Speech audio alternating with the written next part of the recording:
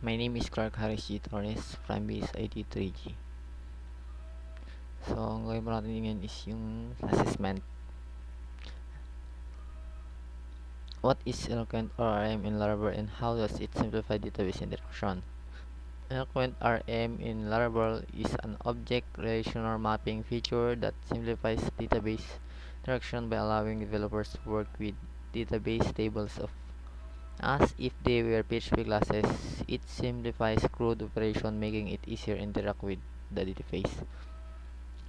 So, sabi ko dito, mas mapapabilis po nating manage tong gawin nating system or website gamit po ang PHP using the CRUD po.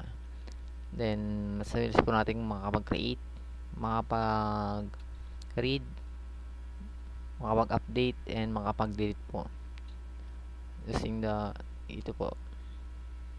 Then,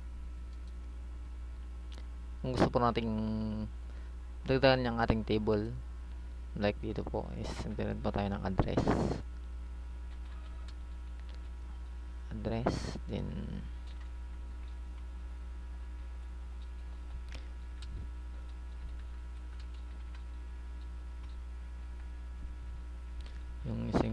yung ano po ng string natin is 255.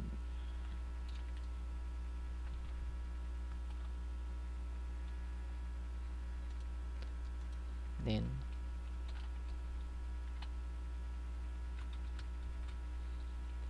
para mas mabilis po tayong makapag-create sa database natin, may dadagdag natin ang gusto nating table, kung ano pong gusto nating ilagay.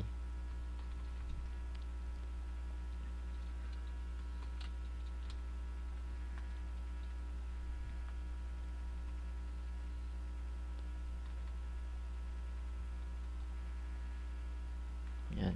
Tapos kung saan ba natin hanapin yung ating data, gagawin po lang natin is yung pwede natin gawin yung user all o kaya yung name ng ng user or ID. Then dito rin po tayo magkaka-update ng mga data nila. Then mas mabilis mo ma-delete yung data kung gusto nilang i-delete or gusto mong i-delete.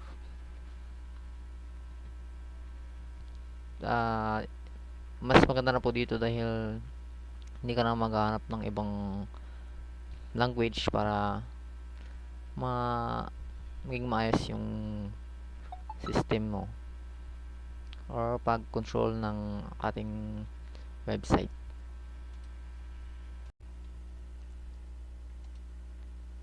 Number 2. How does Laravel handle HTTP requests and define routes? Laravel handles HTTP requests and defines routes using the routes web.php file where developers can define routes using a simple expression syntax. So, mas madali po natin gamitin yung simple syntax ng Laravel dahil mas maikli po siya kaysa yung gagawa ka pa po ng URL na may pangalan na file, ganoon. Pero dito po, mas madali po dahil kunwari po ito, hello. Gusto po natin i-display itong text na nandito. Ano po tayo dito? Ano po natin is hello. So, yan po, lumabas po siya. So, mag-add po rin po tayo. Mas mabilis po natin siyang nahanap using itong column na po ito. Dadagdag po tayo. Ating hello 1. Tapos, 1, 2, 3, 4, 5, 6. Tapos dito.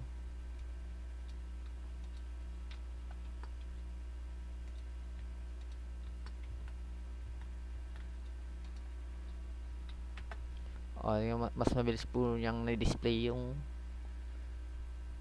text at mas mabilis niya pong mailalagay kung ano po yung nasa loob nun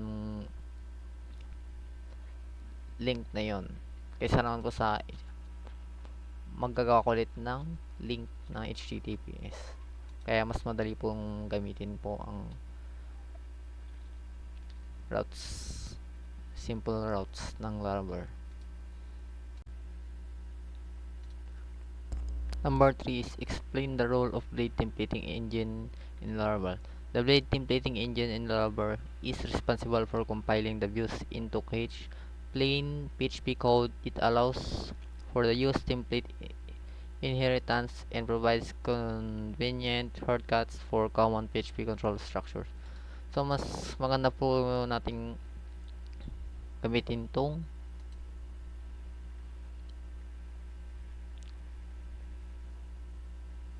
kunwari po ito, extend layout.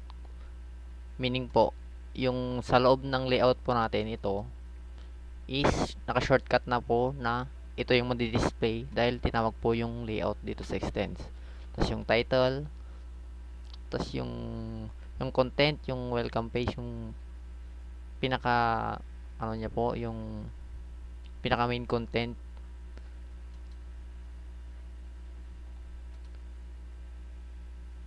Parang ito pong nakaload po na dito sa layout is i-call out po dito ng extend layout. Kaya mas maganda pong gamitin yun dahil mas malinis tignan yung code.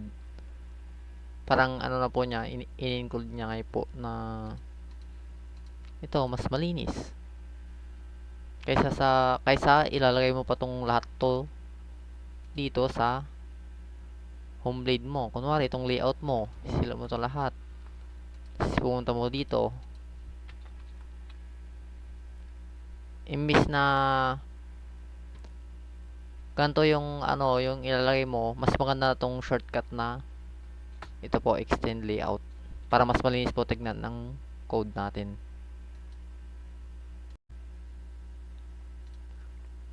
Number 3 is explain the role of blade templating engine in Laravel. The blade templating engine in Laravel is responsible for compiling the views into plain PHP code. It allows for the use template inheritance and provides convenient shortcuts for common PHP control structures.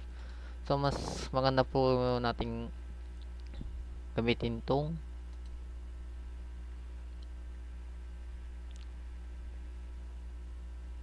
kunwari po ito, extend layout.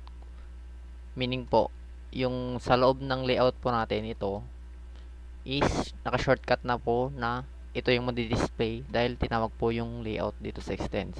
Tapos yung title, tapos yung content, yung welcome page, yung pinaka ano niya po, yung pinaka main content.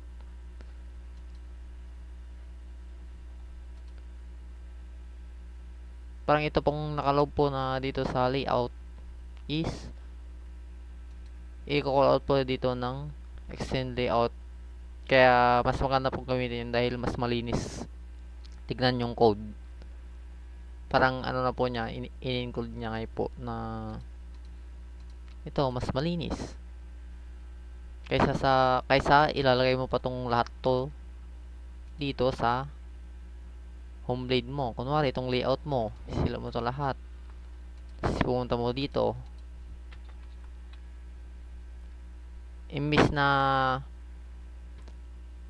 ganito yung ano, yung ilalagay mo, mas maganda tong shortcut na ito po, extend layout. Para mas malinis po tignan ng code natin. Ang number 4 is, what are the security features provided by Laravel? Laravel provides various security features such as authentication, authorization, encryption, and protection against cross-site requests, forgery, CSRF attacks. So, ang Laravel po ay meron po siyang security na pagkakatiwalaan kung gagawa ka ng isang sites. Meron po siyang parang meron po siyang middleware kung tawagin. At meron po itong authenticate, yung mga talagang mapagkakatiwalaan mo kung ginamit mo tong Laravel para gumamit ng site.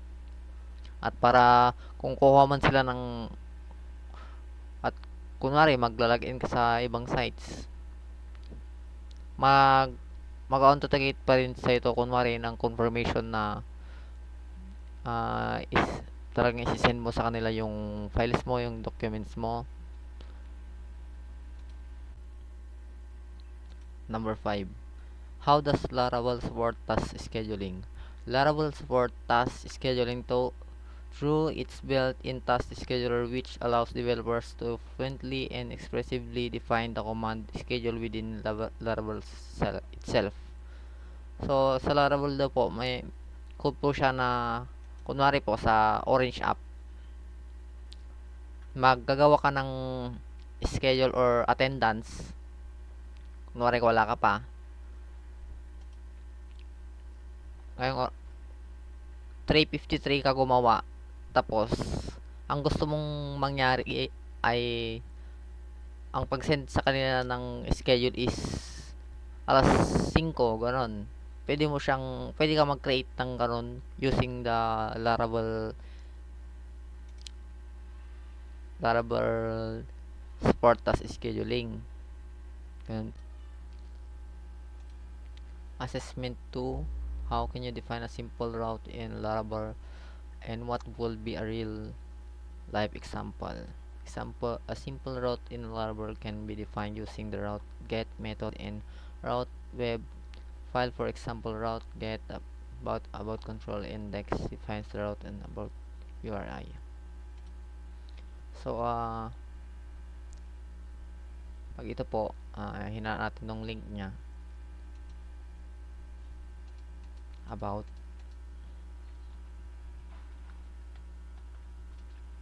about so welcome to about us. Welcome to about us. Tas pag na-access na po natin to, parang itong nakalagay po dito ay tungkol about us, tungkol sa nilalaman ng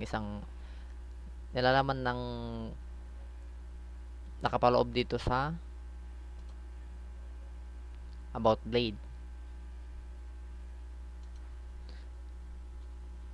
At ipinapakita nito ang impormasyon tungkol sa, kunwari, sa isang negosyo. Shoes, tas about shoes, parang ganon. Ito ay isang simple kung paano gamitin ng mga ruta sa Laravel sa totoong buhay sa negosyo.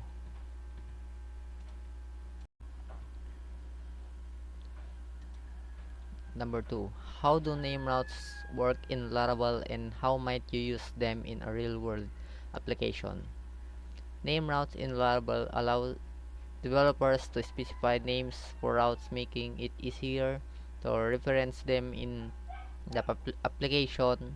They can be used to generate URLs or redirects. So, punta tayo dito sa About Us. Then, kunwari, ito po yung natin, yung About Us. Kunwari na lang po, front page or ganyan. Parang gusto kong pumunta dun sa layouts na gusto ko. So, mag-create po tayo ng parang link button.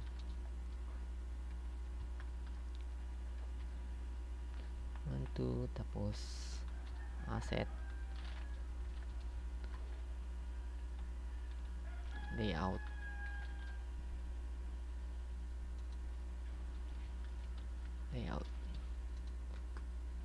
tapos may nagawa na rin po kung ano dito sa ng layout, then sa web i-display nito ng layout. Meron lang po dito, view yun nyo lang yung layout. Refresh natin. So pag click ko po to, pumunta po siya sa layout. Ganun po ang gustong ipaano sa isang developer. About, so layout.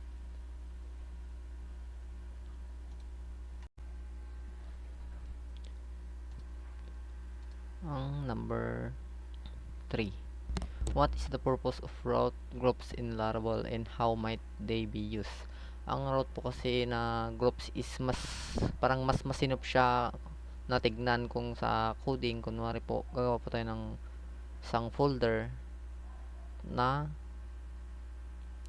may isang function or group sila ng isang function para hindi watak-watak. Kunwari itong kunwari itong views, isang group. Kunwari gagawa ako ng isang folder dito, tapos may mga files siya. Mas maganda siyang tignan at hindi at madali mong mahanap kung may gagawin ka mang edit sa code. Then, number 4 is how does middleware work in Laravel, and can you provide a practical example? Middleware in Laravel provides a mechanism for filtering HTTP requests entering the application. For example, middleware can be used to authenticate the user access to certain routes. Parang yan po siguro is yung kunwari magla-login ka sa isang site, o kaya may nag-login ng account mo sa isang site, itatanong niya kung ikaw ba yung nag-login doon or hindi.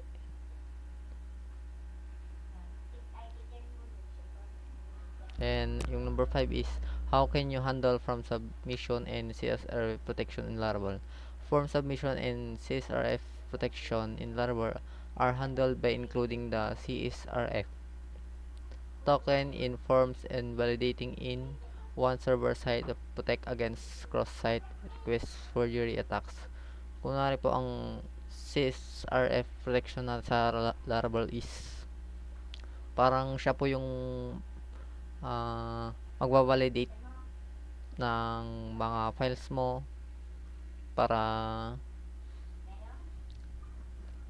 parang hindi parang may rin po siya authenticate, parang ganun din po, parang same lang din po dito sa number 4. Then assessment 3, what is template inheritance blade and how can real world application? Template inheritance blade allows developers to define a master layout section that can be child views and a real world application. This can just create consistent to enter website. Kunwari po, ito po, gagawa ko po ng header, footer, and aside. Parang yun po yung parang ganun po yung naka po dito. Yung layout po para mas malinis mo pong matignan or mas mong mailagay sa isang website mo para hindi na paulit-ulit na gawin or i-code. Yan yung number 2. How can blade section yields be utilized to manage content at different views? Blade section and yields can be utilized to manage content in different views by defining section in a master layout, filling them content from the child views using the yield. Parang yung yield po is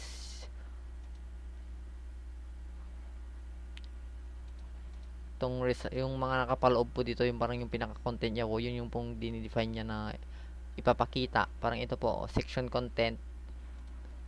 Pag nilagay mo po yan sa dito, yun? Dito, div class content, yield content. Tapos, naglagay ka po dito, ang lalabas po dyan is yung content po na ito.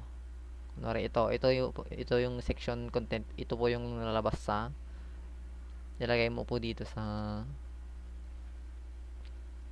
div class content. Parang siya pa yung magdi-display.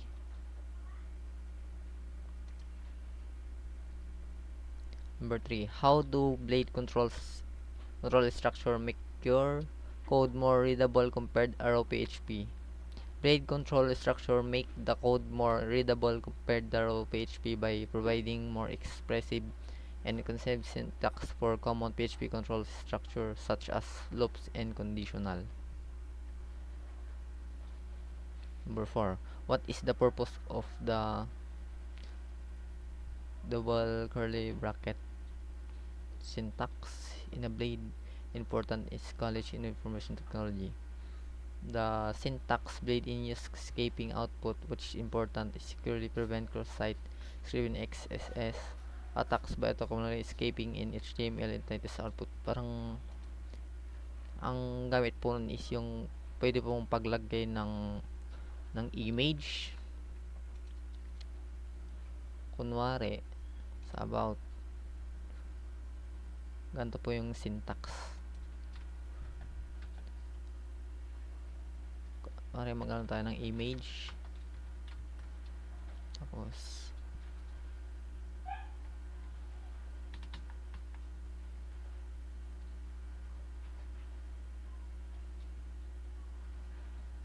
ganyan.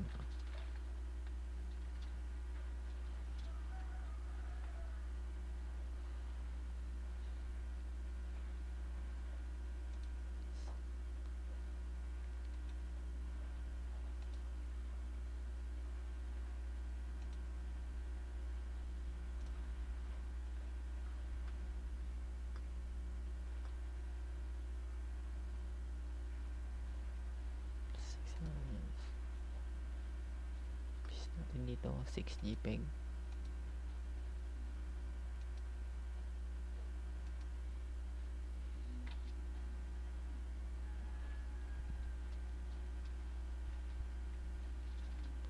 Six.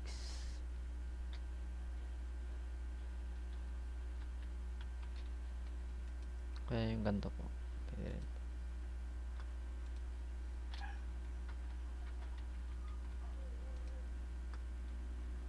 Try nga po natin.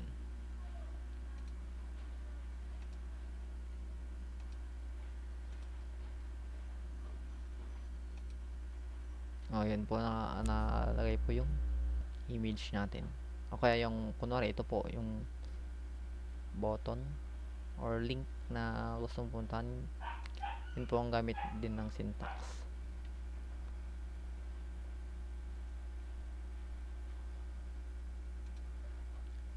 Then number 5.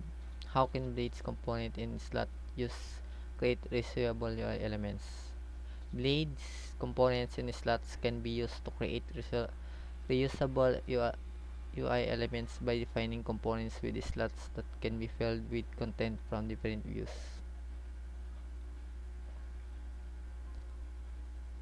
Parang yung mga blades din po is parang yun rin po yung mga attributes niya ng isang website.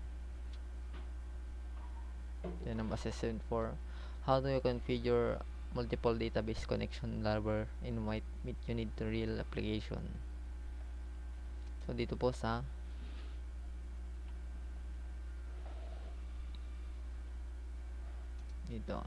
dito po natin i-connect yung ating database. Itong sa sampo, yan, yung MySQL, tapos yung host natin, host number, yung port, tapos yung name po ng database natin, yung Laravel, yung username is root, and then yung password natin is wala po nilagay para makonect po yung data natin dito sa Laravel, at magkakonekta po sila ng sa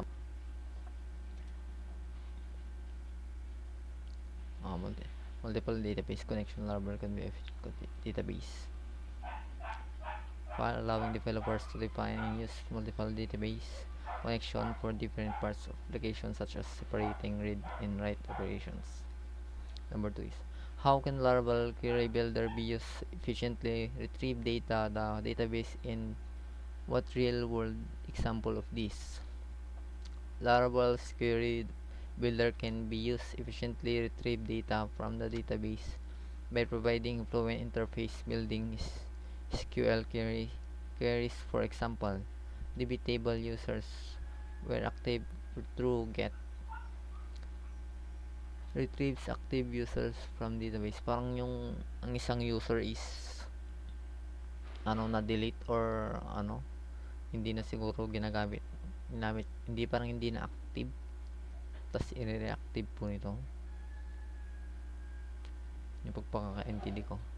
Number this, how do you define and use eloquent models in Laravel, and what is a practical use case for this?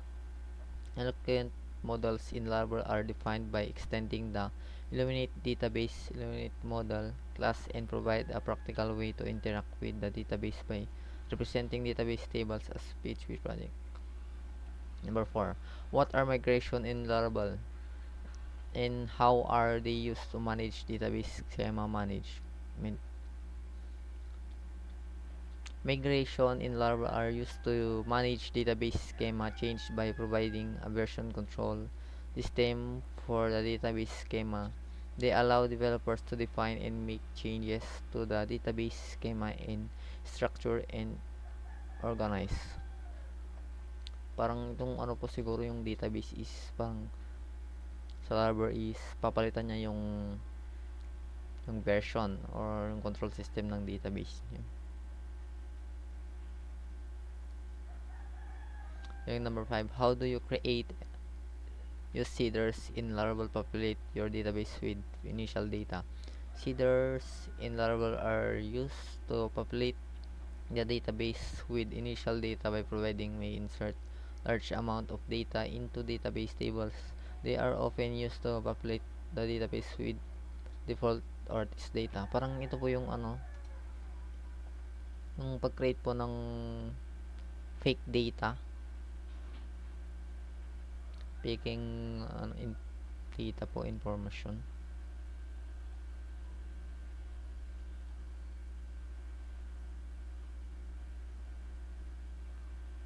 Parang yun na po yung fake data dito.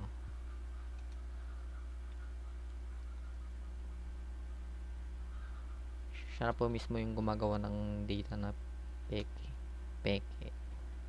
So, yun lamang po.